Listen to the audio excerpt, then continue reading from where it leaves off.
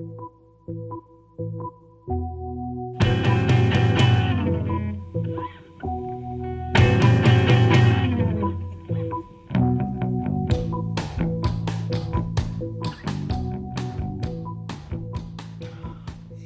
and welcome to the Joey Moments podcast. This is episode number 20. My name is Joey. I have Joey Moments, and this week I am joined by Chris again, and this time Papa Hayes himself. Welcome to the podcast. Thank you very much. So one of you is a first-time guest, the other one is not. Yeah, I've been here. You have been here. Yeah, we're getting to the point where there's going to be a lot of repeat guests nowadays. It happens, but I'm glad I'm the first one. You are actually the first person to come back. I have people who asked when they could come back, and I said, "Oh, next year." You gotta push them next off. year. So this is the first of 3 really special episodes, I guess. So I'm really happy. Mm-hmm. We were supposed to have a different one last week. My uncle canceled. So spoiler alert, he was supposed to be here, but my aunt had surgery on her leg, and it just turns out that there was not enough time in our schedule to make a podcast work, which is okay. But I'm really excited because now we're getting parents of the lads here. And that's always exciting because you guys have a different perspective on our friend group than we do because you watched it from the outside. Granted, you watched Eric being probably an annoying brat for a long time. Basically lived there. Yeah, he was the extra Hayes child. Well, he was the closest, distance-wise as well. So it just worked out. And, I really wanted to actually do this because you guys have a group of friends that is unlike anything that I've ever really seen. I had a core group of friends in high school, but as soon as school was done, everybody kind of went their own separate ways. You guys have been out of school 4 years now, 5 years? 6 years. 6 Yeah, years? 6 years, yeah. Okay, well, sorry, Yeah. time flies. Yeah, it does. Yeah. And you're still as tight, if not tighter, than you were in school. In fact, it's grown, it's multiplied. Everyone's had life events and changes and stuff, but yet you still have your group thing that you go and do, and it continues to thrive. And it's something Not only the one group thing, but we have multiple group things too that we do a year. Oh, it's so crazy. We have one in 2 weeks. We have Ladsgiving in 2 weeks. Right. And that's an event that I plan and coordinate, which I kind of inherited that. We did it the first year. And then the second year, we lived here for the first time, and that made sense to do it here. And now I've basically just inherited the responsibility of Ladsgiving is my thing. Right. I plan it every year the same way that like Tarek, Eric, Nathan, and Z plan whatever the event in the spring is. This year, I don't know what it's going to be because we're not doing a Lads video. Right. I don't know what Death of the Lads video. I don't know what they're doing. I know that Eric put out that he's making something. I don't know if we're going to, I'd assume we'll probably have like a big watch party for it, but I don't know what it is. I guess I kind of have an idea, but I won't talk about it. It's not my thing to talk about. No. I know there are things that I want to do video wise. I wanted to do the documentary on the Lads server. Yep. That's still something I want to do. I just have to coordinate between you and Eric to get me the backups of all the worlds. All the world files, right? Yep. That way I can, and well, for you, it's going to be harder even because for you, I have to know which mod packs we did which worlds on. Then that's hard to figure out. They're all. I think they're all the mods. Is that Well, not only that, but like I have time stamped each world as well as like what list of mods are on the server that I have, so shouldn't be too difficult. You see, I love that you work in IT because you organize shit. Well, not only that I work in IT, but I've just worked with computers so long that it's built a habit of okay, this happens here. All right, we're gonna name it this, and this. We're gonna put it here. Sure, the server hasn't been on in 2.5 years, but they're still there. Yeah, because the last time I really remember playing on that server, well, I guess we played like 2.5 years ago, but the one that I'm really fond of in the world that I can't wait to go back, because I'm excited in my head to go do the documentary through it, because I'll get to go back and look at each world, Right. which is just going to be for me a really big memory thing. But the world specifically modded wise is the one that we played when everyone got COVID. Right. When I was still at company that I'm not going to name this time. Not this time. Not You did this last time for sure. I did. But yeah, that was in my old apartment. That wasn't even. I guess that was on the same server hardware that I have now. Big Dell PowerEdge server. yeah, you guys were just getting ready to move into Yeah. your apartment that you're in now. because that would have been January of 21. Yep. Yep, because that was literally when we all got COVID. I mean, I don't think you and Mac did. I did the next month after. Yeah, it was And within like a sure month, kicked my basically. ass. All of us did. I know I did. I was sick for 19 days. Oof. Dylan was sick for all of, I think, 3, and I missed 3 weeks. Well, I didn't miss. I worked from home for 3 weeks, which was awesome because I basically just, you know it, I did tickets in the morning, and then I played Minecraft all day. Yep, basically did nothing else after that. Yeah. So that was a lot of fun to do that. But yeah, I'm super excited to have you here because, again, you just have a completely different perspective. You also have a perspective that Chris has that I don't have, which is parenthood. Completely unknown thing for me. But I guess we'll kind of hint at it that next week's guest will also be a father of the lads. So we're super excited about that because I get to ask a couple questions that really only people... You have a perspective of having a child and raising a kid right now. Right. But it's a little bit different because I want someone who's gone through the whole part of it. Right. Right? All of your kids are grown now. You've seen them grow up. 2 of them are lads, so you've seen them in the group. Yeah, growing They'll, up. they'll yeah. never be Grown up. I guess that's part of it, right? My parents tell me that all the time, and I'm always just like, what's the validity of that statement? That, oh, you're just always my little guy, and I'm just like, yeah, I'm an asshole now. I'm not that little kid, and I know I'm not that little kid, but to my mom, I still am. But I guess like there's validity to that statement though, that you kind of just always see your kids like, at least in partially a way that when they were little. Well, I mean, honestly, I believe it starts with, the parent themselves, because I still consider myself more of a kid myself. I mean, I do things that normal adults probably don't. And, yes, I hate the whole parenting thing. I let my wife do most of the actual parenting. I was more of a friend to my children. I kind of regret that a little bit, to the point where, I mean, yeah, we're really close, but the whole, laying down the law and, whatever kind of thing, that was mom's deal. Right. Gotcha. Right. My parents were the opposite. My uncle was lay the law down. My aunt was the good cop. The good cop. Yeah, right. my aunt was the good cop. My uncle was the... No, I guess my aunt did some of the bad cop. She's the one that put soap in my mouth. Nice. Except we did not have a bar of soap because my parents never bought bars of soap.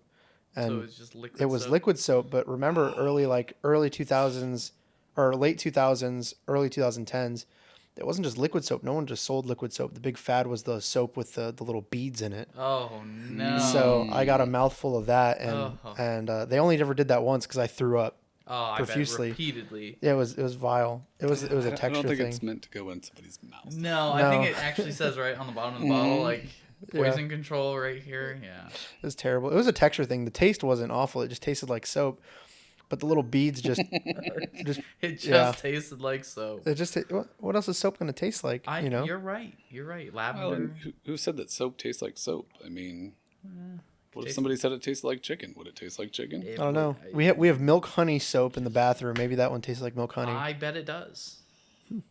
I don't think that's a case of that you need to try that. I don't think anyone's going to volunteer to taste the soap. No. Well, there's I'm sure there's always an audience for it. I'm sure that's on like My Strange Addictions. Oh, I'm sure. Just Or someone the just drinking cuts soap. of it that they couldn't make on the show. That's one of them. I would love to see the episodes that they filmed that they just never released, because I guarantee you there's some real gems in there. There has to be. I mean, there's freaks out there that just do some weird things. It's their strange addiction. They got their comforts. Yeah, that's a way to put it. Yeah, because what there was there the guy that I can't remember if this was a meme or if it was actually one of the guys that just he loved his car, like physically he loved his car. I wouldn't be surprised. I really wouldn't. I wouldn't be. There were some weird ones. That wasn't the show that I watched all the time though. I watched the 1,000. What was it? 1,000-Pound Life. No, the 1,000 Ways to Die, whatever it Oh. was. Oh God, what was it? It wasn't Dumb Ways to Die. It was just like Yeah, that 1,000 was, Ways to Dean. Die. Yeah, and it was crazy because they showed us because they would do reenactments of the deaths, so you would just see the way like the stupidest things. My parents showed me one to scare me from doing the Devil's Tango with myself, and it was an episode of I think it's called 1,000 Ways to Die, and it was an old man jacked off in his desk chair, and the piston shot up into his ass and killed him. That's one way to do it. And I was like, you're right. I'm not gonna do that. No, thank you. I'm scared for life. I'm traumatized.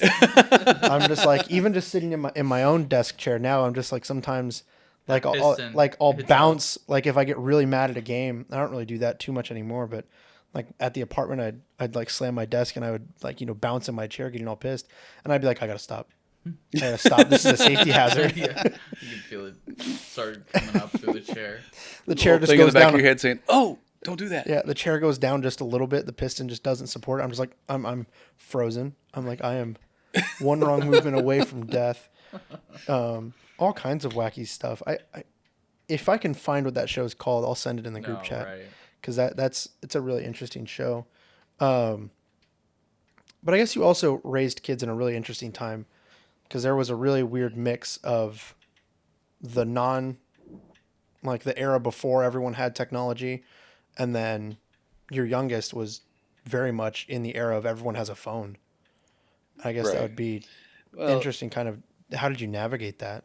So I kind of did it in waves, because obviously I was married prior and had 2 children there, and that was way before technology. That was even before pager days even. And there was really no worries about, like now the technology worries is crazy, but with, Brian and Sam, you just never had that. Yeah. I mean, everyone played outside. Obviously we grew up in a smaller town. You knew your neighbors, you knew nothing was really going to harm them except for themselves doing stupid stuff or whatever. But then Christopher, Jacob, and even Jennifer, now technology has gotten to the point that even this, like your mom's working on this AI paper, and just as a joke, she used AI to write her paper about AI, just to see what it would result in. Right. But I mean, we're seeing more and more cases of people like taking perfectly G-rated images, putting them onto another person's body, and it's so seamless that, I mean, people are thinking that, that's, say somebody else sending inappropriate images. Right. And you can't tell unless you truly deep dive into the file and see, if it's been or edited. you have a good eye for AI, but even then we're getting starting to really blur that line to where, usually with the AI things that you can look for, the hands or the eyes or like certain points. Right. Well, and even some of them, like if you're using AIs, like the difference between like a general AI and then like deepfake is deepfake is really just blending 2 images together. Mm-hmm. And that's specifically designed to put a person's face on another person's body. Right. All that it has to do is really just work with the face. It's not working with the rest of the body. It's not touching the hands. It's not changing other identifiable parts of a human body. Some of those are like terrifyingly good. Like you're looking at them and you're going, if you told me that this was real, I'd believe it. Yeah. And I think that's horrifying. Because I'm the only one on the podcast who's not a parent. And that terrifies me. Like when I inevitably have kids, hopefully, that is just, I honestly hope the government regulates it by the point that I'm having kids. I do want to say that, like, I attended like an AI governance thing recently, and the government is supposed to be coming out within the next couple of months with specific regulations, but they're not the kind of regulations that we need. They're not the type of regulations that help protect it against deepfake. They're basically regulations as to what data can be used and where. It's a start, but it is a start, Yeah. but it's with the government, everything moves at 0 miles an hour. Right. Where technology moves so much faster than what, your politicians can write. Right. Oh, well, yeah. rules and regulations. God, like revenge porn wasn't illegal until like 2018. Right. And that was an issue all through the 2000s. Like you can read, like I've read articles about it. I read articles because a bunch of them got brought up when all of the credit card companies stopped allowing Pornhub to bill through, or them to bill. Right. And a lot of those articles got brought up of revenge porn because Pornhub just had tens of thousands of videos of revenge porn, and the government had done nothing to regulate it. And of course, those websites aren't going to do anything to regulate it because they're No, getting 'cause they're millions getting of traffic views. to it. Making It's just money. it's revenue. They're getting the ad revenue. They're getting clicks to other sites. Like Mm-hmm. it snowballs on itself. Where like the internet nowadays has become this behemoth, and as we continue to introduce AI and other technologies into it, it's just gonna continue to become something that is not a safe place for a lot of people. I mean, take Roblox even. Roblox for a long time was, I'd say, perfectly okay. But nowadays, I don't even let my daughter on Roblox, let alone recommend anyone to, because of the ability for adults to talk directly to children. That right there, Right. over a faceless thing, you're That's asking for that's trouble. it's so dangerous. Yeah, you're you asking know. for trouble. I mean, and Microsoft was one of the first ones to really kind of crack down on it by giving parents the ability to make child Xbox Live accounts, which gave them the ability to play all the games. None of the social features, though. No. You couldn't send Right. messages. You couldn't join parties. You could not do voice chat in games. Even there was nothing. You could log into online games, and you could play online games, and that was it. My parents didn't do it because by the time they were paying for Xbox Live for me, I was a teenager. Right. At that point, they had enough trust in me that I would make sound decisions, which Right. I did. Looking back on it, I think, other parts of the internet were more troublesome than video games. I mean, granted, sites like Omegle doesn't exist anymore, which thank God. I felt that one Random was a video really chat. Did you ever know about Omegle? No. It was a service to where you could go on there and you could have your webcam and you could have a chat conversation, and you click a button and it randomly spits out someone else's camera from any point in the world. Just some random person. anybody random else person. using the website. Yeah, and you could put in phrases and you would find people that like we're match searching the for- same phrase. yeah. So if you wanted to talk about video games, you could do that, but realistically, it was just an excuse for perverts to To look talk to for- kids. Yeah. Oh, And that is why it got shut down. And I mean, And that was voluntarily shut down. it was voluntarily shut the down. owner which- the owner shut that down. Granted, the owner probably should have done that a decade ago. right. I feel like the writing on the wall was there for that. The other thing is, I watched a video recently by a YouTuber.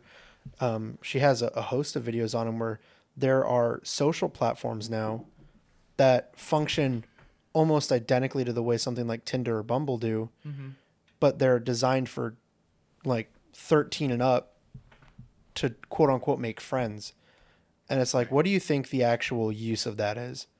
It's not I can almost tell you exactly what the use of that is, and that's right, and it's horrifying. It is a terrifying thing. It's definitely a difference from when you raised Brian and Sam, and for the rest of us. I mean, yeah. I mean, the problem also is that people are really smooth talkers and can coerce information out of you that you may not even realize that you're giving up.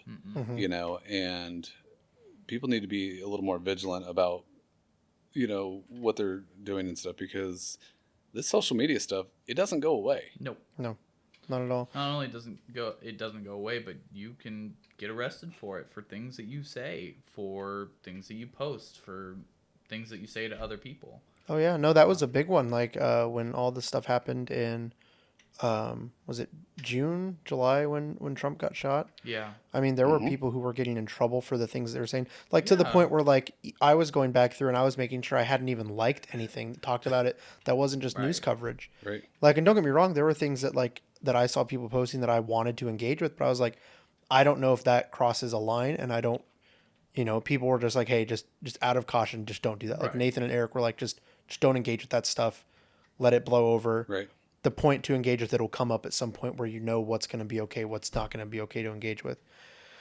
Well, I can't imagine being a kid trying to navigate that, because a kid's no. going to make a joke, and that can, you say the wrong thing on the internet, and that's still like a terroristic threat.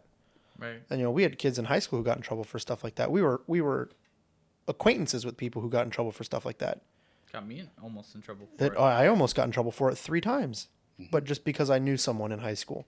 Well, for me, it was just he sent a picture of me with a combination of words that led me into the principal's office. I'm pretty sure that ended up getting.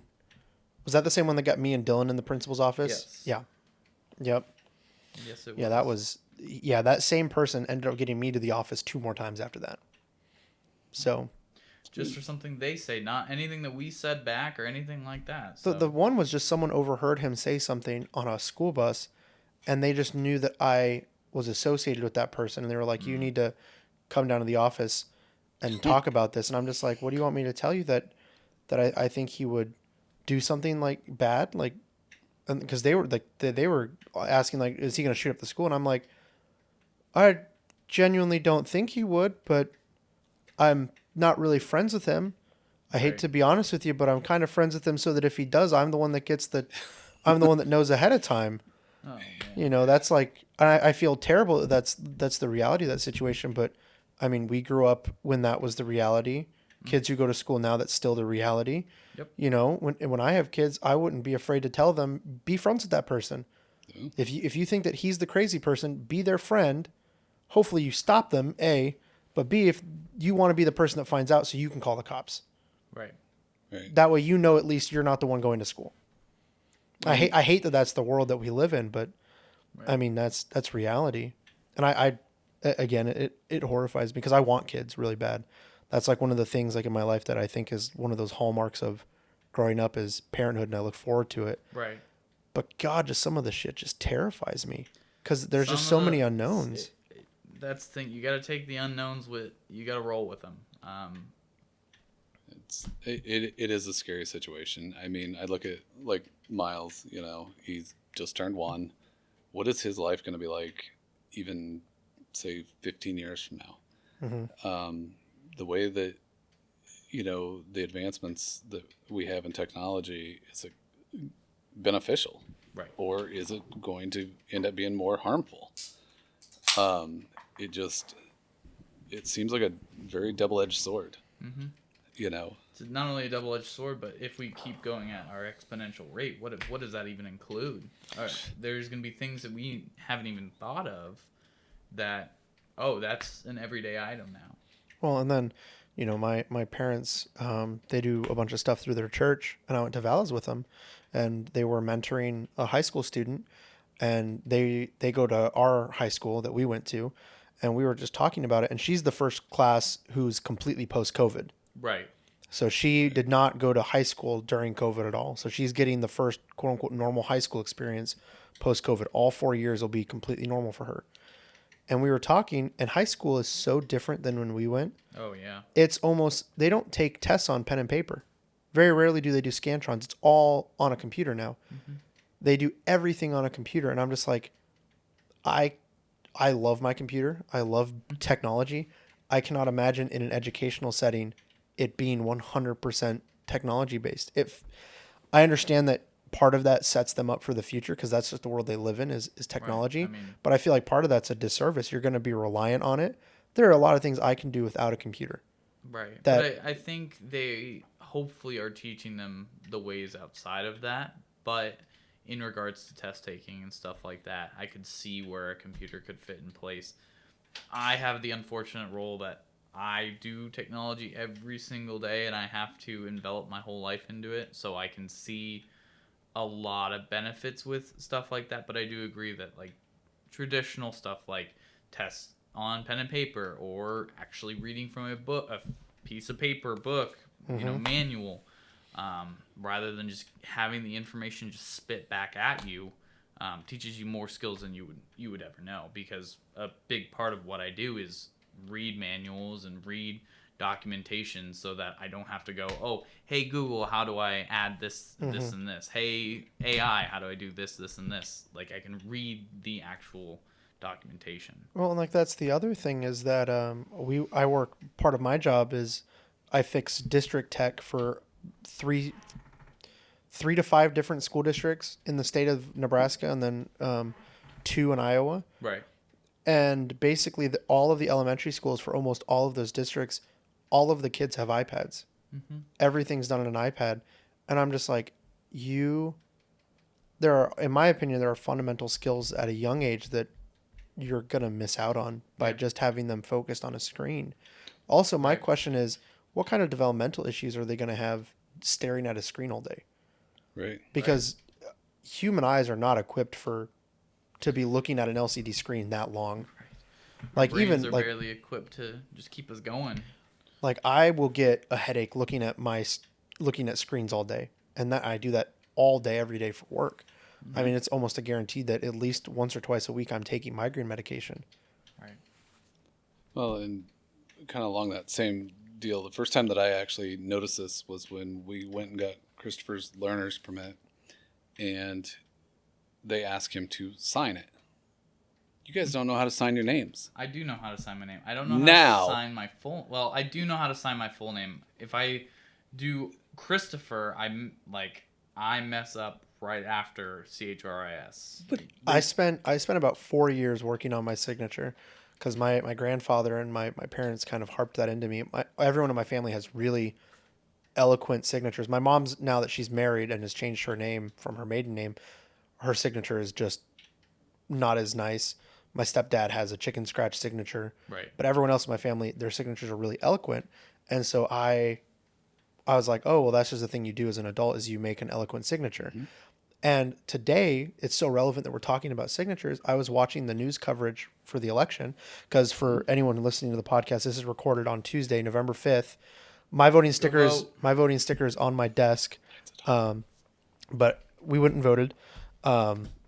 Hopefully, everyone who's listening went and voted. Couldn't get on this podcast without voting. And so that really might just be a prereq for my future guest. Yeah, it might be a prerequisite for now on. But they were talking about the news coverage, and this was, I don't know, probably about 10 a.m. So polls are very well open, and they were talking in Nevada, and they were talking about the manual verification with some of the young voters that they were like, the signature that you have on your ID does not match what you're signing on the ballot.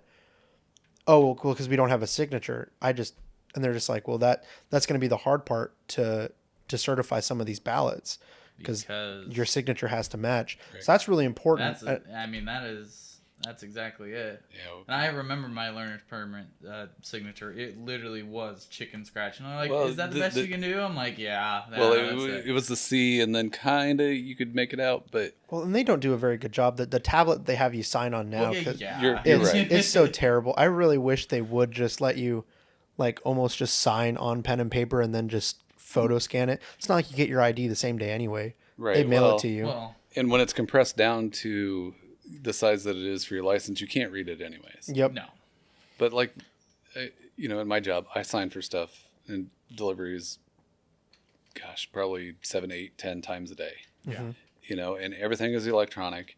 And what I like is, I don't remember what carrier it is, but you don't sign, you type, and it signs it for you. I think FedEx and UPS both have those. I know FedEx because I do FedEx shipments every day at work. They have me sign, but if it's a driver who doesn't, like sometimes we'll get a driver who doesn't deliver, because they require you to put in the last name and then you sign. If he doesn't know it, he just has me type in and then it just auto signs for me. And I'm like, that's awesome. Cool. That is a cool feature to have. I want to say UPS does that. I think they're the ones that do the auto signature. Because I've interacted with that, and the only companies that we get deliveries from parcel wise is UPS, and then FedEx Ground and Express, and then very, very occasionally, one of the companies we order printers through will do DHL, but I very rarely see DHL. That's not a really big delivery service in Omaha, at least not that I've ever really paid attention to. Yeah, a lot of your over the road truck drivers and that kind of stuff, they'll still use pen and paper signatures. Yep. And they'll be like, well, can you print that? I can't read it. Yeah, we had my delivery job when I did pharmaceutical deliveries was paper and digital. You had to get one of each, which made sense because it's Well, you're talking controlled substances and pharmaceuticals. stuff. Right. So it made sense that you had to have a really long paper trail. But I mean, I would have to sign, they'd have to sign. So many signatures required every drop, which makes sense. A package is a little less. Some packages, I guess, some things are because you can get controlled substances delivered to your door. You can get nicotine delivered to your door, and that is nicotine. very, No, very federally regulated on when they can deliver it. yeah. They have to in Nebraska. I want to say it's by 7 p.m. After that, they can't deliver it anymore. So Well, Nebraska has also changed to where you cannot order your vapes online. They can't be shipped to Nebraska anymore. that's crazy. Yep. I mean, After them. did you see UK is banning disposables? I did see that. Yeah. I think that's great. I think we should adapt that personally. Well, the thing about disposables that irks me is it's a lithium-ion battery in there. Mm-hmm. You throw it away. Yep. That is lithium that was mined from somewhere else on the planet that you were just throwing in the dumpster. Yep. And that's not going to get recycled. No. Well, and you guys have seen what happens when lithium burns, right? Oh, Yep. yes. Oh, yes. Yep. It lights a nice yellow-white. Well, And it smells terrible. and It's awful. it can't be put out. Mm-hmm. It literally has to burn itself out. What I did at the phone repair shop, whenever there was a punctured battery, we would put it in this big metal tin with sand in the bottom, put it in there, close it, and let it do its thing. Let us do a thing or suffocate it. Yeah. That's the thing that you're attempting to do. As long is as it doesn't have suffocate it. oxygen, yeah. Yeah. We have one at my work. Granted, there's a lot There of were stuff some that batteries that came in where the back of their phone was at least 2 inches above. Yeah. I'm like, you might have a bomb in your pocket. Yep. Do you realize that? we have a lot of MacBooks that come in like that that'll have the swollen batteries, and we're just like, this is like a safety hazard. Mm-hmm. They're just like, oh, is it really? And I'm just like, yeah. People just don't. They don't realize it's a it. dissociation from, okay, here's this magical screen box to, okay, there's actually gold, titanium, lithium, everything in here. Yeah, we just explained to an older couple this week, because we were like, we can recycle your old iMac for you. And they're like, oh, you'll like give it to like a school or something, and I'm like, well, no, your iMac's really not usable for anything. They're just gonna take it Take the apart and metals. shred it for the metals and melt everything down so it can be reused again. Right. And if the board can be reused, if it can be restamped, Right. whatever. But realistically, Most of and the time not. no, most of the time those boards just get They just take the gold. Yep. Gold, copper, zinc, whatever you can get out of it, nickel. Lithium batteries, if you can recycle them. You really should recycle them so they're properly disposed of. Yeah, that's the big thing. Is proper disposal. Because I've seen videos online of whole garbage trucks like having to dump everything out of their truck because someone threw a big lithium-ion battery in there, and if he wouldn't, that whole truck would have probably exploded. There was a video, oh God, this might have been a year or two ago, where the garbage truck did, like, it burned. Yeah. I'm pretty sure one of the drivers passed away from it because the truck basically exploded. Yeah. It's super important. And I mean, I'm guilty of it. I guarantee you a lithium battery has gone through our trash can upstairs before. Oh yeah. It's that reality of, But times that by how many people use the disposables, and I can see the push for them to not really ever be used. no, they absolutely shouldn't.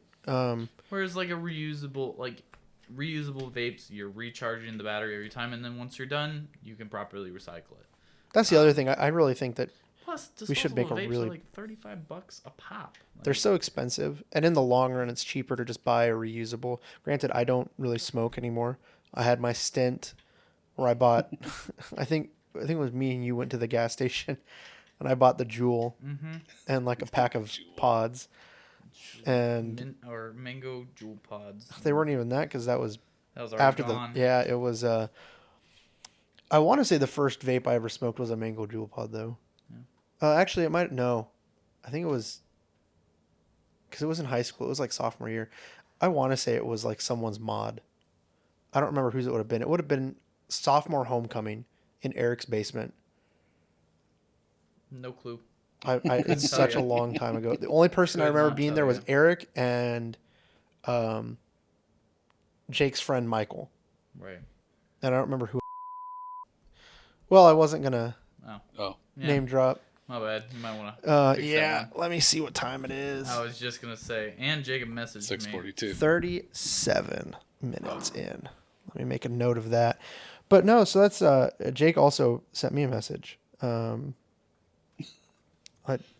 love He asked Jake. if we started the podcast, and I said, yeah. And he said, gotcha. Never mind. I love Jake. Me and Jake have gotten so close over the summer. It's been a lot of fun. Over actually really the past like year. Yeah. And it's been a lot of fun to hang out with him and to get closer. It's always fun to get the dirty looks from Joey every time we all hang out. But it's always so much fun, especially when they bring the kids over, when you bring Juliet over. Right. That's always so much fun. I enjoy that. I guess speaking of that, you guys are more than welcome to bring them over for Ladsgiving. Oh, yeah. Because the first half of it will be like normal. It'll be, the family friendly event. And then I'm Right. sure we'll, switch over to the drinking and everything. the family-friendly side. Oh Yeah. That's I mean, that's how the last couple family-friendly events have been separated. It's like, I didn't mean to do air quotes, but like family-friendly like that. But then after the families leave, it's like, okay, back to your regularly scheduled programming. Yeah. Back to the drinking. Like we're all 20, we're still 24, Yeah. which is super fun. But I mean, we're such a close knit group that, I mean, we're definitely, you can see in the transition period as people are starting to move into that next stage of their lives, Right. like within the next, I mean, God, probably I'd say 2 years, I would imagine most of the people who are currently just dating are going to be at least engaged. I would say within the next 2 to 3 years. They're on their own timeline. They are. I'd say I that. see a couple of them happening sooner rather than later, but I'm not gonna give any timelines. no, I know. Well, you were I the know first to get information. married, right? I absolutely And- was. Yep. And Dylan was the first to have a child. No, not Dylan. No. Well, no. Well, I mean, if you count taking care of someone else's kid, then he was. Yeah, he took care of his ex-girlfriend from Dave and Buster's kids. Yep. Mm-hmm. But none of the lads besides Jacob has had a kid. Has had a kid With, of their own. Yeah. yeah, with Okay, Yeah. I was I thinking mean- of the other Dylan Peyton. or Peyton. Yep. Peyton. Yeah, His Peyton. brother. Peyton and Peyton. Yep. Peyton and Peyton beat everyone to it. Yep. And they're and he was how old? 17 when they were born. 17. Yeah, but Okay. when the twins were born, and then they just had a daughter. She's a actually. year old, I She's a think. year old. Yeah, I think Looks exactly like him. Dylan was Carbon just over copy. birthday party. Yeah, no, it's Okay, And- so and they- he was about the same age when Brian was born. 'Cause Mhm. Brian was born when I was 17, Yeah. and then he had a kid at 17. So, yeah, grandson Keegan, he's a senior in high school. oh Yeah. wow, He sure is. that's just crazy. Yeah, He he got actually his college offer. Yeah. yeah signed a letter of intent to bowl for Peru. Wow, look at that! Congratulations to him. Yeah, he got a brand new bowling ball, and the Peru coach was up here when he was picking it out, and he said, "Well, let's get it drilled and throw a game." And very first game that he bowled with that brand new ball, he bowled a 280. Oh my god. Oh wow. So- yeah, way to impress. Yeah, Yeah. that's a way to get to the coach's heart right there. Oh yeah. 280 on the, like, Ver- not even being able to really practice with it at all. Nope. Yeah, that's right off the rip of getting it drilled. Oh, imagine if he can really get some practice into it. Oh, that's crazy. We had a boss that I used to work for, and I mean, God, and he was on a league, and I don't know, once a month he'd throw a 300. So I ain't breaking 150. I'm barely breaking 100. my best is a 210. That's my best on league. So Yeah, I think the highest I ever bowled was like a 240, and but Usually about 160, 170 average. Yeah, my average is a 145. So My average is below 100, but I haven't. I mean, I bowled with my wife and Juliet, and I got like 115. Juliet beat you with the bumpers. Yep, beat me with bumpers by 1 point. So, Oh, that's you fun. know, take what you can get. Yeah, right. No, I remember we used to go bowling all the time when I was in New Mexico because there was a bowling alley, probably like 10 minutes away from our house. Oh yeah. And it was a super cool bowling alley because it was this really big bowling alley. I mean, huge. Had a full like, almost like Dave and Buster styled arcade on it, and then it had laser tag on it as well. Nice. So it was the place where basically every it's like kid would the have their mark here in Omaha. almost like the mark, and then kind of similar to, I guess, what is it, round one? Round one is kind of similar to that. They just don't have laser tag. Everyone should have laser tag. Laser tag is. I wish we had a bigger laser tag arena in Omaha. I'd love to do that with our friends. Granted, paintball was a lot of fun. Paintball was a great fun. Yeah, As he your looks at his healed? hands. Yeah. The hand that still has not fully healed, it is slowly there. I got hit right here on the ring finger. I didn't have my ring on by my brother, incidentally enough, about maybe end of that table to here, and the paint chips basically implanted themselves into my skin. And that night I was taking tweezers and actually pulling paint chips out. It was, Yeah. Oh, that it You're looks just painful. lucky it did break. Oh, If yeah. it didn't break, Oh, I would have probably broke my it- knuckle. Yeah. Yeah, that's the one. The one I got hit in the neck with. It didn't pop. Oh. Yeah, the ones that don't pop, they They seem to hurt way more. a lot Yeah. worse. Well, yeah, because they still got that paint inside there, and then the shell is just like, no, we're not gonna break, and so it feels like a rubber bullet, like a actual rubber bullet. Yeah. Yeah, Jake just, oh man, because me and him were the final two when we were just doing the Right, one on the 'cause- small Yeah, arena. so we finished everything else out, and then it was like I think 6 of us out of the Like 18 of yeah. us. We all just piled whatever balls we had left into 6 people's guns, and Jacob and Joey were the last 2, and they were just pelting each other back and forth, and the ref's Oh. like, I- la-di-la-di-la. Well, I They're kept like, missing please- him. Yeah.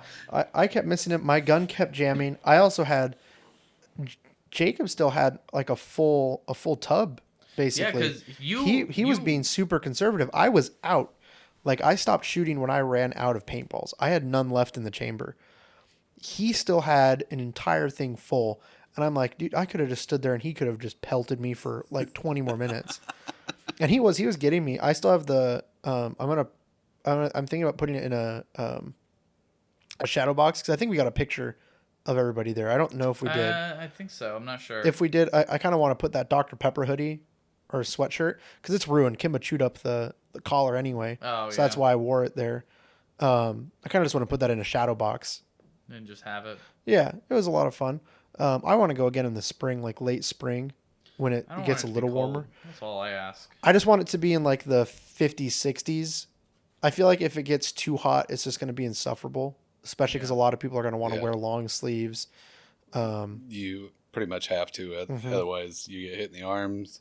Yeah, you're going to be bruised up. Yeah. Mm-hmm. So it's one of those things that I think if it's cold enough to be fully geared up and you're going to still be warm, that's perfect. I think probably 50s, low 60s would be awesome. And as long as it's above 42, the paintballs will burst. 42 is the point where they gel up. So, That would hurt a lot. which they close if the air temp is 42 or lower, they just close. Well, the Well, other thing is that's the guns, how to hurt the guns somebody. jam. Yeah, because So- the balls gel up. Yeah, Right. so And then they if have it's to too close. hot, it's the worse opposite too because effect. then they're bursting in the gun, Yep. Right. and that causes a huge mess. And Well, and You're then it just doesn't basically even. shooting paint. Yeah. Yeah. And it doesn't even matter if it's your fault or not. They charge you the cleaning fee, They sure do. which I think was like $25. really, Yeah. Yeah. okay. So if they have to take that But- gun and out of then the another inventory. rule was don't pick up paintballs off the ground. Obviously, if you've got Yeah. rocks and you put Oh them yeah, in. any foreign object in that gun would be bad. Yep. I think next time we go, I'm gonna bring my uncle's paintball gun. Yeah. I gotta get it tested, make sure it still works. It's sat in its case for probably as long as I've been alive. It might need new seals and stuff. Yeah. Yeah. Which shouldn't be. That's not super expensive. No. But that was super fun. I enjoyed it a lot. I absolutely targeted Tarek at the end. The last round of Capture the Flag, he dove onto I the feel flag, bad. and I hit him directly in the both knees, way too close. But there was one like field where it was Capture the Flag, and it was like a pulley based flag. And we had to go up on this wooden thing, and so it was like a U shaped. And I was up on the top, and Tarek was coming up the side, and so I shot him in both knees as he was coming up, and he fell to the ground and basically had to crawl back to where he spawned. yeah, Everyone picks on Tarek. it just kind of happens. I was not trying to pick on anyone. Well, him and Jake were just being really aggressive with the flag. Yeah. So I think that's just kind of what happened. A little too competitive sometimes. Yeah, Christopher's very competitive. I've- He doesn't like to lose at anything. I've picked that up. No. I've instilled that in Juliet, and it's gotten me in trouble. So. You have mellowed out a little bit. Oh yeah. Much more than I used to be. I mean, especially with wrestling, that was the biggest thing for me, was how competitive I was with that. I mean, with also you guys always being there, so just kind of made it a little bit more. There was no pressure, no intended pressure. No intended pressure, but it just, my mind took it that way, I guess. Well, I think that just happens. Like, my parents always wanted me to do really good at football. There was never the pressure to win or to start, but like my parents would give me incentives to start. Like, I didn't really even have that, which doubles as to why, I shouldn't have had as competitive as I was, but I think the big thing with wrestling is like the coaches push it more than anyone else. Right. wrestling is, from an outsider's perspective, the coaching in wrestling can be very unhealthy. Especially like at the high school, like those High school coaches level, were. yeah, but when I wrestled club, that was Well, it's that was different. fun. That's different. When you're in high school, those coaches are Right. doing Well, yeah, are 'cause encouraging they- unhealthy behaviors. It's a 4-year stint basically. Yeah. It's okay, you're bottom of the totem pole. You do this, this, and this. Okay, next year you're getting up there. You're getting up there. Yeah, but you're still behind these other two classes. Then you're junior, and it's like, okay, you have to do this now. You have And to then get when you're a this. senior, it's about It's last one. It's last now one, you are. it's If last you're going to one. impress colleges, this is the last chance you get to Right. do it. Do what you Yep. can, get to state, get on that, CHI mat, Yep, get on the CHI mat. and that's what they wanted. And When Mac and I went to a Korn concert at the CHI, and I was like, I remember all the wrestling mats right there. I love the CHI Health Arena. It's It is. really nice. is I nice. love it. Especially when the car show's there too, and they do that in the other side of it. Right. I just love going for concerts. I saw John Mulaney there. Okay. I saw Santana there, which that was 2.5 hours of a man just playing guitar nonstop. And that was, especially because I think he's almost 80. Yeah. And the fact that he Yeah. just plays and plays and plays and Yep. takes no breaks, and you're just sitting there going like, oh my God, I've seen younger bands who only do like a 45-minute Yeah, set. Right. Like, I'm done. And then they're doing a drum solo or, they bring someone out to intermit so that they can take a little break. Right. And I'm just like, this man did not have an opener, and he went for almost 3 hours. Yeah. I mean, that venue works good with so many things. I mean, we've seen Adam Sandler there. Oh, you guys went to see Adam Sandler? Yeah. Me and my parents talked about going, and we just didn't end up going. But me and my uncle just went and saw Gabriel Iglesias at Ralston. Okay. Was that good? It was amazing. We did the meet and greet with him too, so we got some pictures with him afterwards. Nice. So that was a lot of fun. It definitely wasn't my Bless you. bless you. It was definitely wasn't my favorite of his material. Okay. I think this tour's a little weaker than most of his stand up, but I mean, it's still really funny. His opener, Martine, who he talks about in some of his stories, he's the actual opener.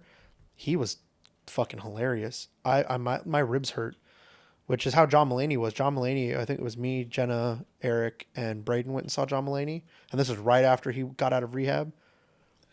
And that, let me tell you, Funny person.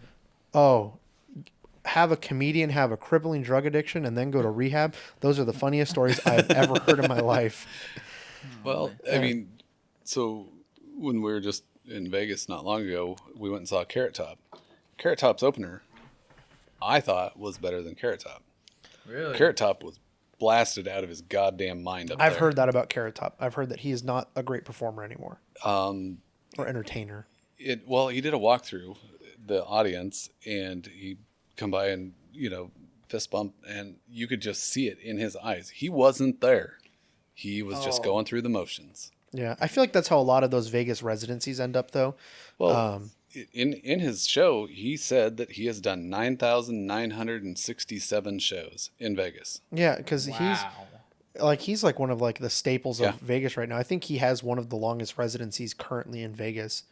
It probably is. 'Cause- And I feel like that's a hard thing to kind of come back from doing, because you know that someone's paying him a lot of money to basically do the same show every night. Mm-hmm. Yep. And as a comedian, that's got to be, as any type of performer, how do you doing do the that? same thing every night. Like a musician, it's different, because a musician, you're taking the same songs. Any other type of performer, entertainer, I can't imagine doing that. Mind-numbing. Well, and even personally. with a set of songs, you can rotate Right. certain songs in, certain songs out. Throw a fan favorite in here or there. I can't imagine doing the same set though for 9,000 shows. If you did that 365 days a year, that's how many years, right? Right. That's I never ridiculous. even actually thought about actually how many days that would be. Yeah. Because you're dark 2 days, so you figure, 5 days a week. It would be 20 years. Yeah. Yeah. I'm pretty sure the majority of his career has been spent in a Vegas residency, because I don't think he tours at all anymore. No, I don't. And so believe I don't think he has time. And so that's got to be just Well, how boring. it was funny because we looked up his net worth just to see, and Mm-hmm. it's a pretty big number. Oh yeah. And but Oh, Vegas pays so well to perform there. yeah, They probably don't treat you the best, but I think Bruno Mars is currently in a residency in Vegas, but then again, I think his is different. I think he owes Vegas a lot of money. he does. I was So- actually reading an article about that, and he owes MGM quite a bit of money, so Yeah. that's why he's doing his residency. But Yeah, that's not very surprising. I can talk about it now because it's been so many years. My mom used to work at a casino here locally, and she was a pit supervisor and a dealer, and she was the supervisor when Bruno Mars was in town, and he was an ass. Like the story I heard about it from her and then the other dealers, because I worked in the casino for a little under 6 months to 8 months, depending on how you count COVID time. And realistically, everything I heard about him, I'm like, oh my God, he's just an asshole. And the way he treated the dealers, the way he treated the staff, it was just terrible. And it's just like, yeah, you can tell that this person has just an affliction to spend money in a casino. that's dumb. Speaking of, I do that part time, and you do that part time. I have dealt to a few, we'll say a local basketball coach, and he was the absolute coolest person I've ever dealt to. Yeah. And not at all what you expected. So, but yeah, people can be assholes when it comes to money. Oh no, for sure. And and But I then knew they can that. also be the coolest like that. Oh Right. yeah, my uncle plays a lot of poker. He loves poker, and when we lived in New Mexico, he'd play poker, God, every weekend. And the people that you meet just playing poker, you don't realize how many people are traveling, and they'll just, while they're traveling, they'll go to a casino. Right. The people he's met, he's met NBA players. He met Sam Waterston, which if you watch Law and Order, he's the DA for God, like 20 years. Right. Yeah. And he, those stories range from this guy's a douchebag to this guy is really nice, and he'll sit there and he'll talk to you about his career while you're playing poker. As long as it doesn't interrupt his game, and as long as you're not, talking to him just to get an advantage. Right. If you're just trying to be friendly at the table, they'll talk to you. And some of them don't. Some of them are just like, I'm here to relax. I don't want to talk to you. You're not important.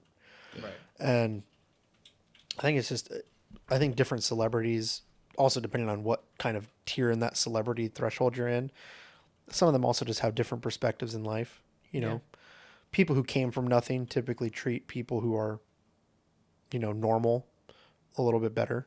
Sometimes you let the fame go to your head, but every celebrity I've ever met has been really nice. I've never had a bad experience with a celebrity. I used to work in a Chipotle right by the Tampa Bay Buccaneer Stadium and their practice field. Those guys were all super nice and friendly. Well, of course, you're giving them food. Oh, and I would comp their food all the time too, because they were super friendly. And one of them was like, they were playing Dallas in Dallas that year. And, Oh wow. and then I was talking with them, because my family's a bunch of diehard Dallas fans. And so I was talking with them, and they're just like, yeah, this is a thing that players do. Sometimes we'll trade jerseys. And he goes, is there someone in particular that if I can do it, I won't make any promises, but if we go and game's good and everyone's having a good time, on the field afterwards, is there someone you want me to trade jerseys with? And you'll see it on TV sometimes. Players will have their jerseys off and they'll be talking with other players with jerseys in their hand. You switch a game day jersey. Yep. And I was like, if you can get Jason Witten's jersey for me, my aunt, that's my aunt's second husband. Yeah. We have an autographed jersey that's in a frame. That's like her prized possession. And I was like, if you could get me a game-worn Jason Witten jersey, you will never pay for Chipotle again. and unfortunately, it didn't happen, and it was okay. He came back and he was apologetic about it. And I was like, you don't have to. You're Right. fine. Yeah. I'm not. I appreciate you trying. You But tried, so. and so and I was super thankful for that. But that would have been like the coolest thing. And that's just how he was like, yeah, you rubbed my back, I'll rub your back. And so it just really depends. Some people are one way and some people are another. I've heard horror stories of people meeting celebrities, Oh yeah. and it's just terrible. There are whole Reddit threads of it. The funny ones are, there was a Reddit thread years back that was family members of celebrities, Yeah. like not immediate family, like extended family of celebrities. And some of them you're just like, oh, that's so sweet. That's nice of them. And other ones you're just like, oh my God, like that's terrible. Like one of them like was, it makes sense. Like, oh, that's Yeah. how their family sees them. well, and one of them was like they were cousins and they grew up being best friends, playing in the same neighborhood and everything, kind of the way like you and Eric would, or like me, you and Eric would. Right. And then they became a celebrity. They became famous like end of high school era, and they won't even acknowledge that they exist anymore. Crazy. Like they won't even come to like the family events. They're just like, nope, Stay too away. big for you now. And that's wild to think about. That's their own opinion, or own prerogative, I guess. Well, sometimes fame just envelops you. That's all you become. You become the money. Right. So, but hopefully that never happens to anyone we know. Right. When Bardlow blows up and drops his album, Yeah, hopefully when he it doesn't goes forget the out. lads. We're just chopped liver at that point. I can't wait. I'm really excited about that. Is But- he getting close? I don't have any insider information. The last time I heard, he was working on it. Yeah. I know he's been in the studio a couple times. Nice. Yep, I know that. I asked him to hang out one day, and he was like, "I have to go. I'm going to be in the studio. I can't." And I was like, "Okay." Right. I was like, "That's awesome. That's awesome." I think that session in particular was when he recorded Oh. this last song from the last video, song, video. which that was so good. I think it's up to like 800, 900 views now, or listens. Perfect. That's awesome. I mean, it's such a good song. It was Might be linked. more.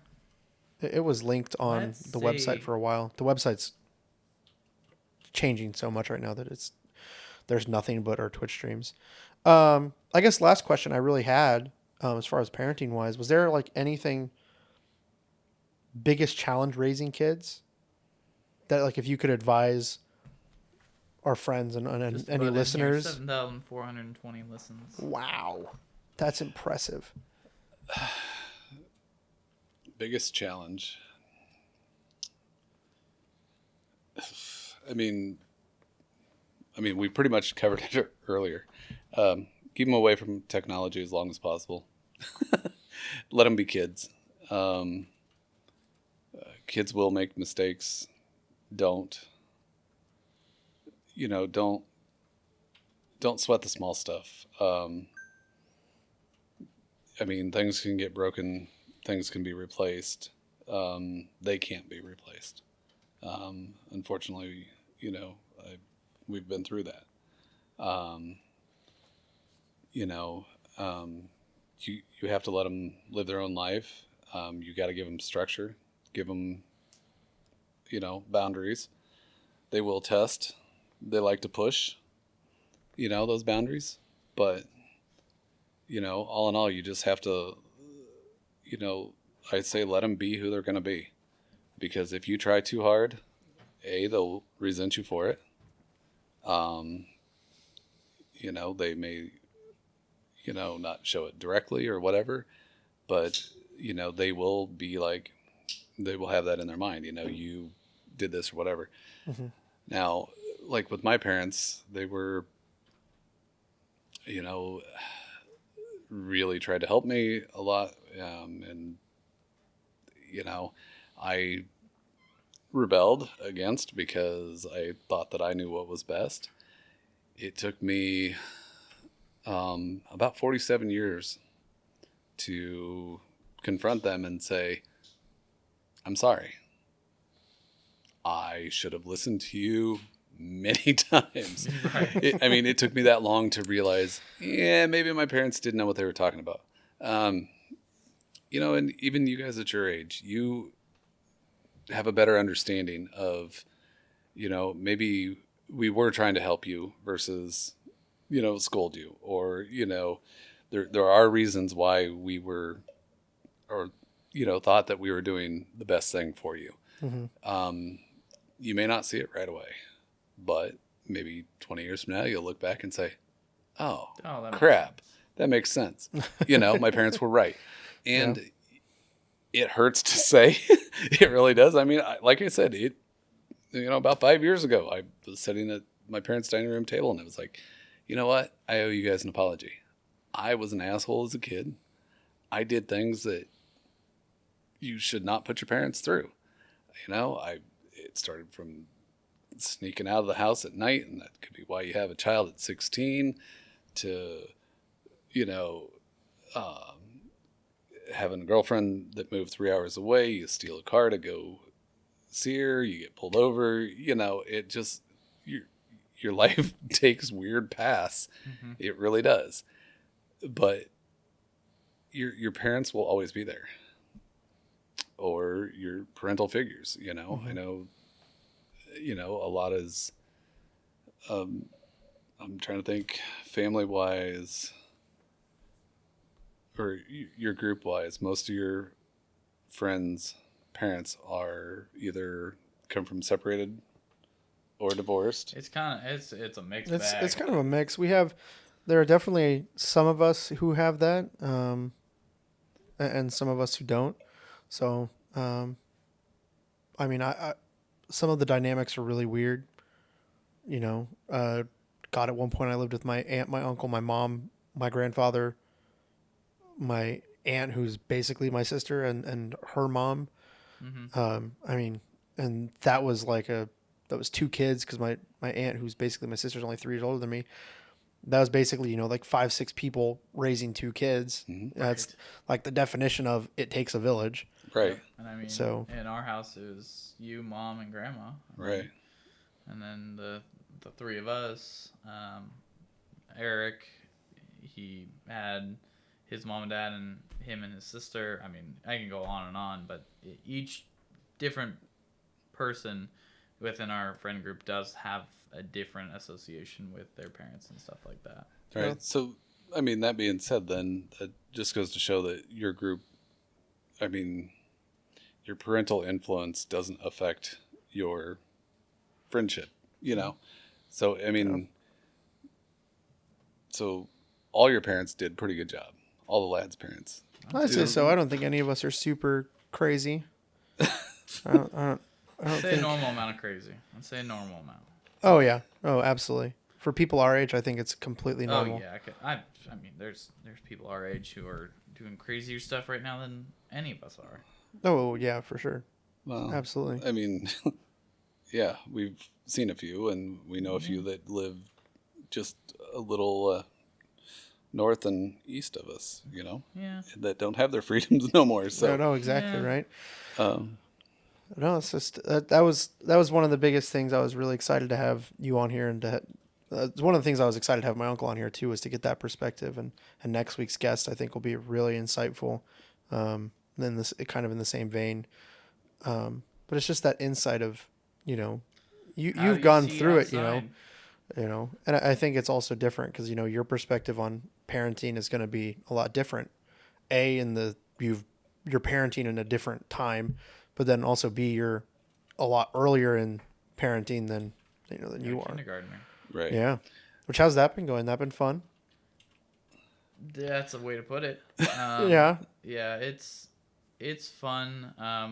Big thing again. I mean, you said it. Routines are king for everything, and deviating from them is like you're gonna take a kick to the knee. But overall, I mean, she's been doing fantastic. I expected it. I mean, she's high 90s percentile for learning. It's the behavior, but we've worked on it quite extensively. I mean, she's been in daycare and like preschool type environments, and she's bounced back from having kind of like outbursty moments, but she's just got a lot on her mind every second of every day, and Otherwise, I though, love her for transitioned it. really smoothly into yeah. elementary school. Oh yeah, she did. That's great. I remember enjoying She's got a couple elementary friends school. that, I mean, or I guess they're not her friend, but there's a couple parents that I did know that are also have kids in the same class, and I'm like, You're- you don't know who that person is. It's also been 5-6 years. Yeah, I know. You're just I know. like, if you're gonna make your own lads group, maybe not that kid. Please make your own group and maybe. There's an inside story there. I feel it. Yeah, but there is. That's I know exactly who you're talking about too, It's and a that's story that does not belong broadcasting in the air. no, that's definitely a fireside conversation for a bonfire. Yeah. Speaking of, you guys cleaning up this weekend? Say again. You guys going somewhere this weekend? A few of us are. Me No, and I Jake. leave on Oh, that's Thursday. right. You're Yeah. going to Colorado. Yeah, I leave exactly in less than 72 hours. That's crazy. Go on a plane to Grand Junction. Ooh, fun. I know there's a couple of us swinging up to the Ozarks, I which I'm wish. super excited about. I cannot wait. I just picked the one weekend I can go. It's just gonna be relaxing. I think I'm maybe gonna bring a 12-pack of Shiner Bock to just kind of drink. I And thought you guys were going down to work. no, we're going down to relax. I don't think it's a work trip, as far as I'm aware. Well, I'm that's sure neat. I'm sure we'll do some help on the land, but You might have to ask Jacob about that one then. Oh yeah. oh yeah, I hopefully I didn't get anyone in trouble. Luckily, this will air by the time we'll be about halfway there by the time this airs. But I'm super excited for that, just because it's going to be a really relaxing trip for us. We're not going to be there super long though. We'll get there between about 2 and 3 p.m. Friday, and then we'll get back here probably about 6 p.m. on Sunday. I know a couple people are leaving Monday instead. I just couldn't pull that. I could get Friday off to go down, but I could not get Monday off. So it's hard for me to get more than one day off in a time, and it is what it is. So Gotta make But- it work one way or another. it'll be fun. I know Terry's going down to hunt, and we're just kind of going down there to relax. From what I know, I'm sure if Opa has anything for us to do on the land, we'll get it done. But I don't imagine it'll be a whole lot. I'm really just hoping that we get a nice bonfire and get to maybe smoke a nice little hookah, drink a couple beers. Not a lot of beers, maybe like 3. But that's why I'm bringing Shiner Bock. It's a drink I can sip on for a while as long as it's cold. But I don't think I can get drunk on Shiner Bock. It's too heavy of a beer. Even though I think it's technically a light beer. And poor Christopher's got to be working. Yeah, I'll be in Colorado. Yeah, there are worse places Oh, to wow. be. Is there a Sheba Hut in No, Grand Junction? Oh, I looked. that's so unfortunate. Man, that was so good. I was not expecting it to be as good Yeah? as it was. How did you enjoy your bachelor trip? You know, what are you laughing for?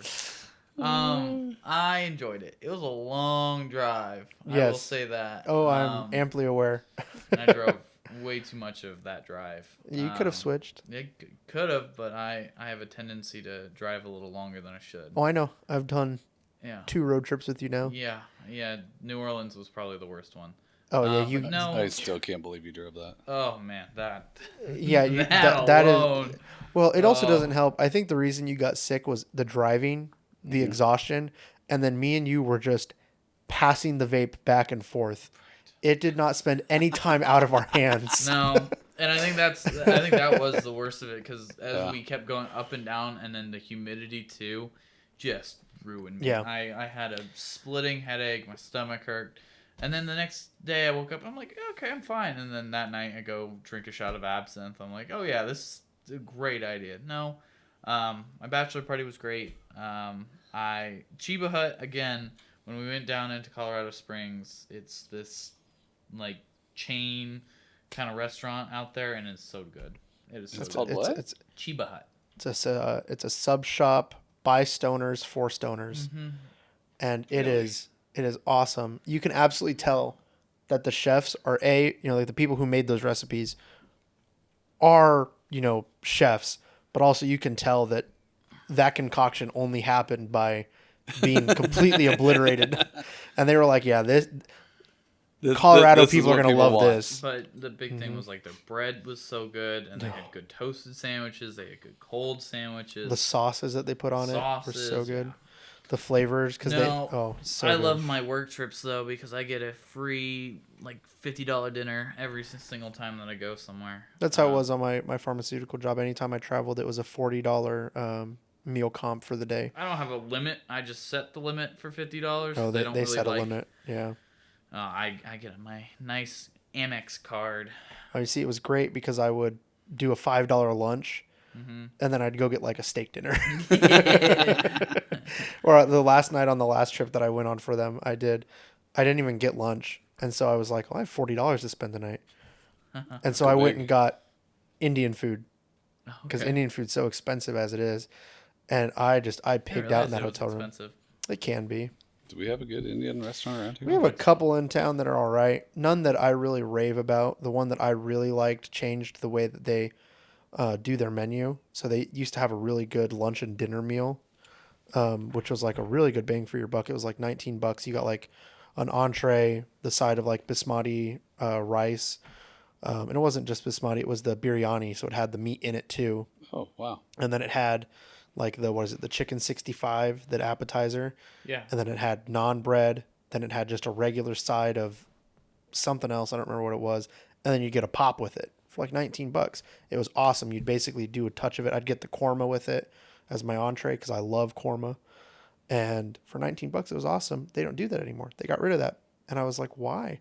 And I went in one day and I was like, what? Do you guys still have that? Is it just not on DoorDash anymore? Is it just not on your guys' online menu? Oh, no, we got rid of it. Too many people were ordering just that. And I was like, awesome. You guys were doing a lot of business. And I never see people in that parking lot anymore. Right. Well, Yeah. Because the rest of their menu, for me to get a similar amount of food, it's like $35. ugh. And I'm just like, it's ridiculous. Because I love Indian food. But it's almost to the point where I'd rather just learn how to make it at home now instead of going out. Or it's like a special occasion. Like I've gone on a couple dates where we'll go get Indian food. And that's always fun. Never a first date though. Indian food's too expensive to be a first date for me. You take someone else out to go eat and that's, $60, $70. And I'm like, I have money, but I don't have money to just, I don't have Indian that. food money. yeah, Not on first date. not on a first date. If I think it's going somewhere, we can go to Indian food or we can get sushi. Oh, if, sushi even, man. well, sushi's expensive. Granted, Sushi's always been expensive. no. Have you been to Tokyo Sushi downtown not. Omaha? It's the all-you-can-eat sushi, and it's made to order.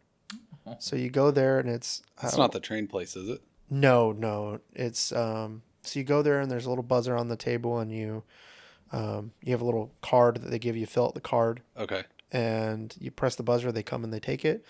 They go back, they make your sushi fresh to order, they bring it out to you. You can eat as much sushi as you want. You get 2 appetizers with it included in the buffet, or not buffet, it's not buffet. Buffet implies that it's all pre-made, but all you can eat. So you get the 2 appetizers with it. They're really small appetizers. I always do like the salad and gyoza. Right. But then the sushi, they have a really nice option of sushi, pretty generic like house roll options. But then in the evening for dinner, you can add sashimi and nigiri to it. Oh, So you nice. can get that. Last time me and Braden went, I probably had 40 pieces of sashimi. I guarantee you there was someone in the back going, someone kick his ass out. Yeah. He is It's eating not all all of our you can eat, salmon. not We're all losing Joey can money eat. on Yeah, this. this is all you can eat. Not all Joey can eat. So, because what would happen is, because you only get to order 4 things, and for sashimi, 1 roll or 1 piece counts as one of them. Braden was done well before I was done, and so I would just order 8 pieces. I'd order the table, and so they would just bring out 8 pieces of sashimi, and I'd just sit in front of me and just, Braden. Oh. I'd They just just sit there look eating. at you. What uh, are you doing? And I would just sit there and I would eat. I think I probably ate 40 pieces of just salmon. That's not to count the 3 or 4 rolls I ate. I easily had over 60 pieces of sushi. And granted, I weighed about 15 pounds more. I'm down about 15 pounds. And I weighed myself today. I'm down 13 pounds. Okay. So since July, since I stopped smoking. Nice. So it's amazing what happens when you stop smoking. Mm. I'm no longer constantly hungry. Yeah. So, and then I was joking with someone, and someone was just like, "Oh, just start smoking nicotine. You just won't be hungry Yeah, anymore." you just wanna be hungry. And I'm like, "Oh God, lose your appetite I don't want to go entirely. that far." No, don't. But I'm just like, it's nice just being normal hungry again. Hunger So. cues. It's great. I really only get hungry for lunch. Dinner is a hit or miss thing, but lunchtime I'm always hungry during lunch. So, but is there anything else you guys want to talk about? Anything we miss or you guys wanted to bring up? This is my second time. This is yours first. So. This is, yeah. And I'm sure it won't be the last. I'm sure at some Oh, point. yeah. I'm sure at some point I kind of want to just have parents on. None of their annoying children. Whoa. Damn. No, I like I started. I just think it's fantastic that your guys' friendship has stayed as strong as what it. I mean, it's only grown stronger, and yeah, I really saw it the night that Jacob and Joey had to move.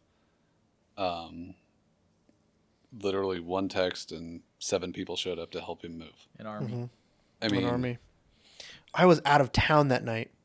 Yeah. I was in Kansas. big I think I was in Kansas City at the time when that happened, and I was like, "Are you?" Joey. I was like, "Are you kidding me?" well, I mean, I was talking with my brother. He was up here at the time, and I'm like, dude, I would have had to make probably 30 phone calls to find 2 people. Yeah. Yeah. Not 1 text message to have 7 people show up and clear out 2 rooms in an hour and have it moved. I mean, Oh yeah. No, it's amazing. On a whim, people are just there for you. I got into a car accident almost 2 years ago, and I mean, Life 360 sent that text out to everybody. I mean, God, I had 5 or 6 phone calls. Mhm. I had like 20, 30 texts. I had people texting my phone number, which is unusual because everything we basically do is through Snapchat. I had people texting my phone being like, "Are you okay? Are you okay?" Jake called me. Me and Jake were not hanging out at that point. I don't think I had hung out one-on-one with Jake for maybe 3 or 4 years at that point. It had always been in group settings. And Jake called me and he was like, "Are you good?" And I'm just like, "Yeah, it's just a fender bender." The other times too that I remember, Jacob with his Civic, he got stuck in the snow, and Eric and Nathan went up there and they rescued him. I mean, there are countless times that I can say that it is a 1 text get all kind of scenario for us. Oh, yeah. So. Absolutely. For anything, it's crazy. And then just the amount of care that goes into it, you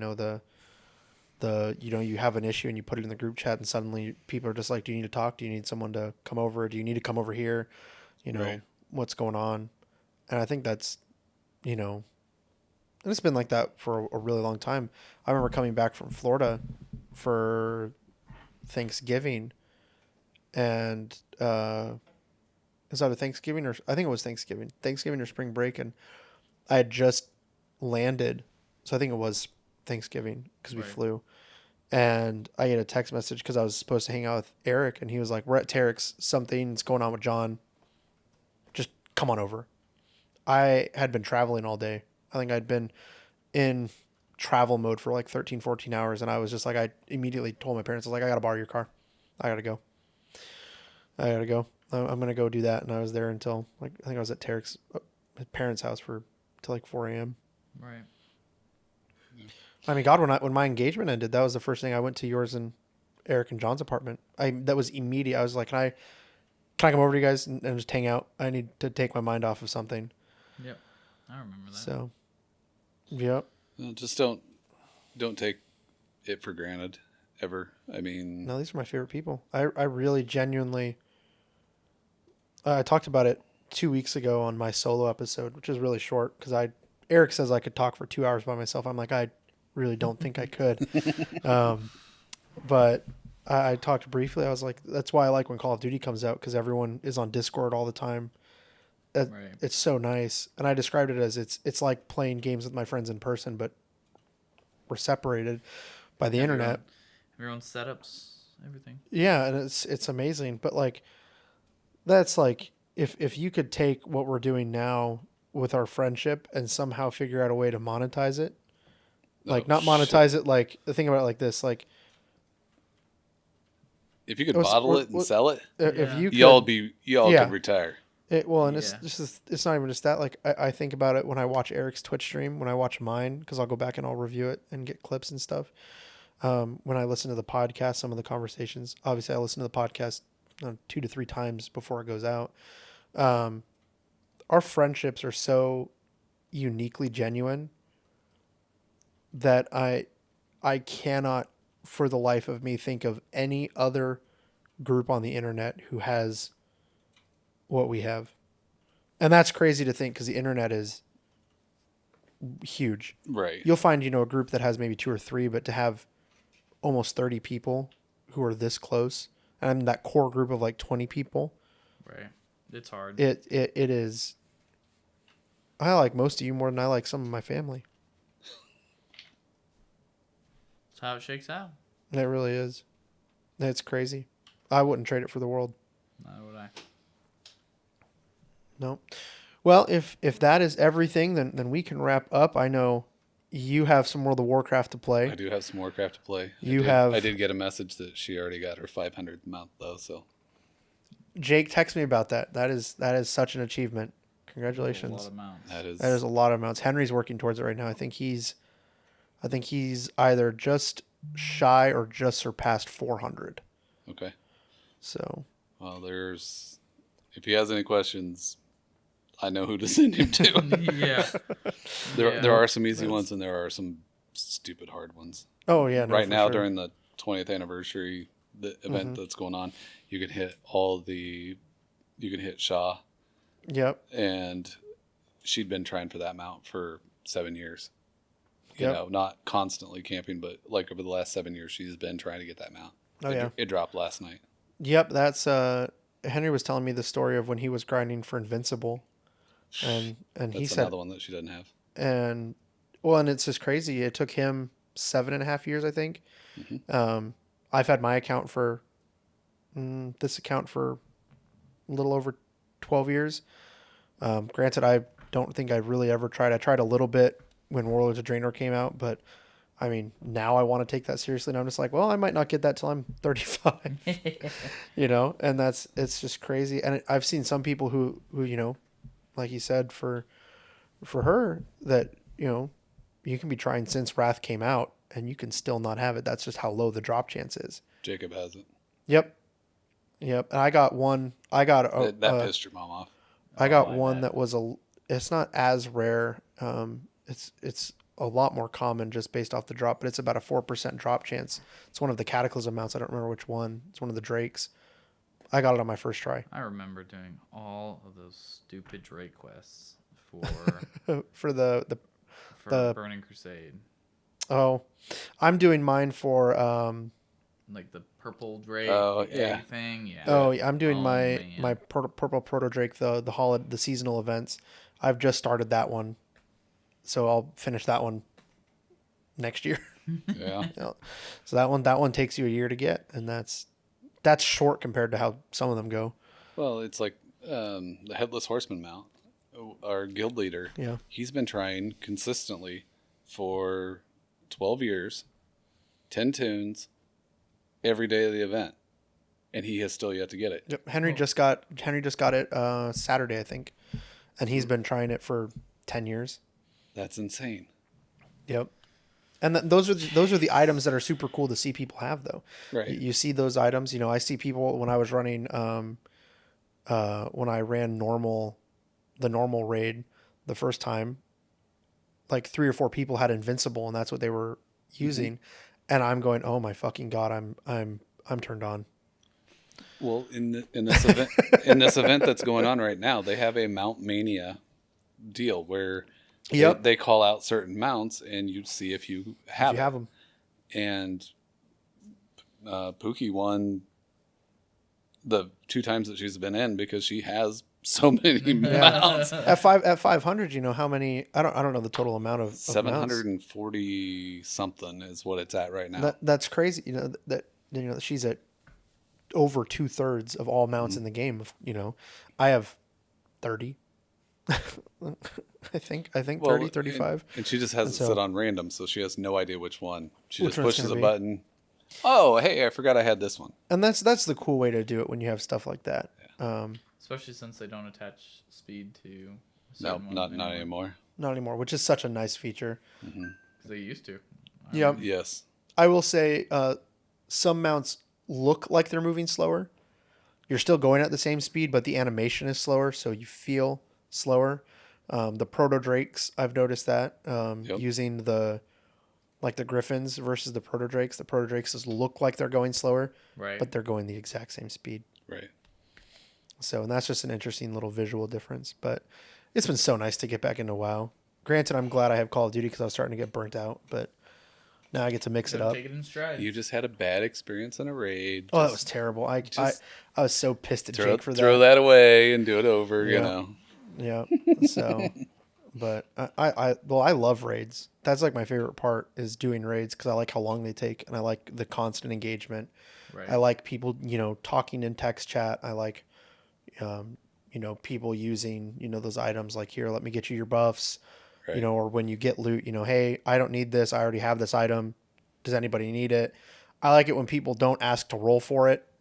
I like it when people are just like, I don't need this item. Does anybody need it? First come, first serve. Right.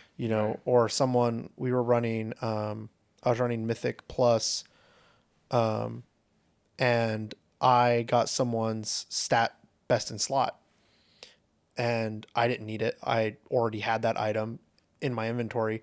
I couldn't use that item anyway, was not for my class. Right. And he goes, hey, you just got that item in the drop. Can I have that?